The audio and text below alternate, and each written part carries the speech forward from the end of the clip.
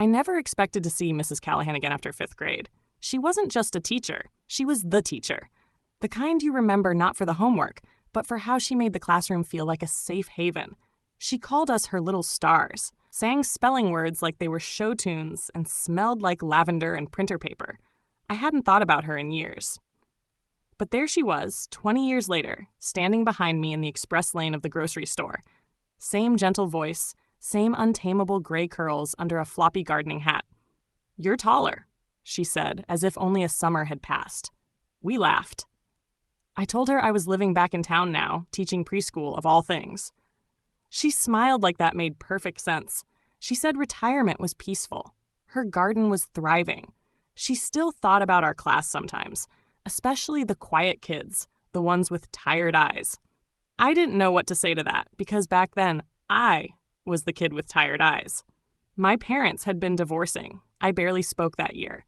While I fumbled for my wallet, she reached into her oversized purse and placed something carefully on the conveyor belt. A small, frayed blue ribbon. "You left this on your desk the last day of school," she said. "I've been keeping it for you." My breath caught. That ribbon had meant everything to 10-year-old me. I wore it every day, tied to my backpack zipper. I'd called it my invisibility cloak, something to get me through the hard days when I didn't want to be seen crying in the library. I turned the classroom upside down looking for it that June, accused a classmate of stealing it. I still remember how betrayed I felt when it didn't turn up. And now, 2 decades later, she was handing it back to me like no time had passed at all. "I always knew you'd come looking for it again someday," she said gently. We hugged. Her arms were thinner than I remembered, but still warm, still safe. Now the ribbon sits on the corner of my desk, beside a mug full of markers and a crayon drawing from one of my students. It's faded, fraying at the edges, but it's back where it belongs.